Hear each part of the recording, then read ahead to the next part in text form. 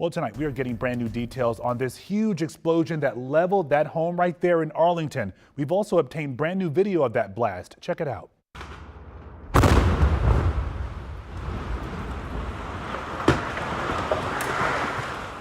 Yeah, it looks like a fireworks show, doesn't it? This is a vantage point we had not seen yet, showing the moment that home exploded late last night. And we've learned a lot since then, by the way. So let me fill you in on 3 things you need to know right now. Updates straight from investigators, by the way. First, the suspect at the center of all this who lived in that home is presumed to be dead. Federal and local law enforcement officials say his name is James Yu. 2 sources have confirmed this is a photo of Yu. Now, a second thing you should know tonight, at this late hour, investigators are still trying to piece together exactly what caused this explosion. Police say the home blew up after officers tried serving a search warrant after the suspect allegedly fired a flare gun more than 30 times. That suspect is also accused of opening fire on officers once they arrived. And a third update tonight, several families who live nearby, they still cannot get back into their homes. Roads remain blocked off in that area, and there is a lot of damage, as you can imagine. Now, we've got team coverage tonight with all new reporting for you. Our Adam Longo is debunking a claim being shared all over social media. Our Katie Lusso has updates on the suspect and his history. But first, I want to begin with our Casey Nolan. He is live in the Bluemont neighborhood, as close as he can get to the scene of the home explosion, right on North Burlington Street. And Casey, you've been speaking with people who live in that area. How are things looking out there right now?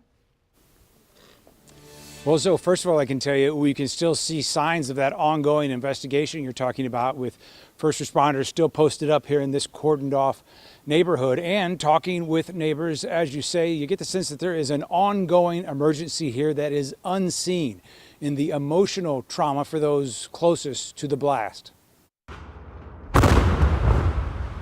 Too close to home means even more when an explosion like this is right next to your house. Surreal, is like kind of traumatizing.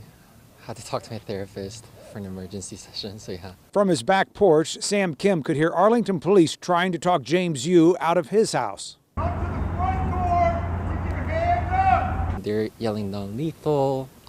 They're saying come out. Arlington police will not leave until you come out.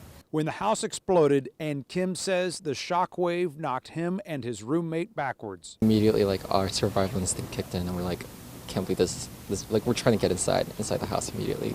Arlington emergency response officials say close to a dozen families were close enough to the blast zone that they cannot get back to their homes. Tuesday night, Arlington and the Red Cross set up a shelter to offer services ranging from a place to stay to supplies for pets.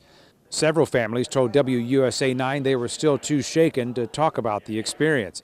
Emergency responders say help healing the trauma may be what's needed the most. We know that was a traumatic event for a lot of people. We do have behavioral health services here through our Department of Human Services so that they can come in, talk to people, and be referred to the right professional to take care of their own mental health. I never had like a death experience, and I like had to like kind of like, okay, like we're Christians, so we're just like, that was like by God, or like there were glass shards that were coming at us, and then we were able to see if we get it by that point. But I think it's by a miracle that we're alive.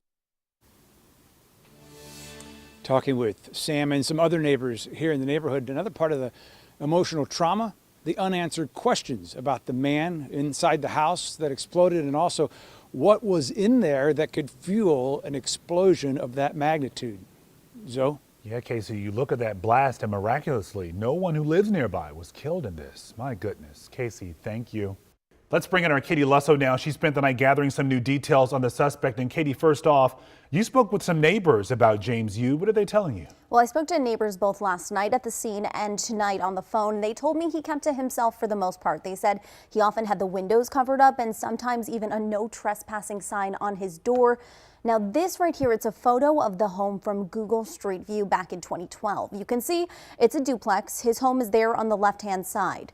Now we also learned tonight through court documents that at one point he lived about 20 miles outside of Rochester, New York. We checked in with some of those neighbors tonight, but they told us they did not want to get involved. All right, so we know that some neighbors are talking to you. Investigators are talking as well, saying that you had some pretty alarming posts on social media. Like what? Well, his social media pages have actually been wiped at this point, so law enforcement took them all down, but we were able to get a glimpse last night at his LinkedIn page. And on there, we found that he wrote he graduated from George Mason University with a degree in information resource management. He wrote that he worked at several different tech companies over the years, but he also posted on both his YouTube and LinkedIn pages some odd rants about the government, police, and about his neighbors, accusations that they were spies and planning to attack on the anniversary of Pearl Harbor, which is this week. Whoa. Okay, so despite all of this, we know that he does not have a criminal record, but he does have a history with the legal system. Yeah, he does. So we spoke with law enforcement tonight and Arlington County Police. They told us the only interaction you had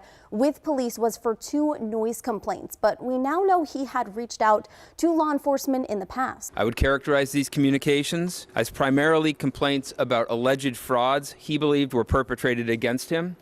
The information contained therein and the nature of those communications did not lead to opening any FBI investigations. Now, we did some digging and found several lawsuits, including this one right here that he filed against a hospital in New York, a sheriff's office, his sister, his ex-wife, and a long list of others, including Google and the New York Times. Now, in it, he says he was hospitalized against his will, believes his sister and ex-wife were out to get him.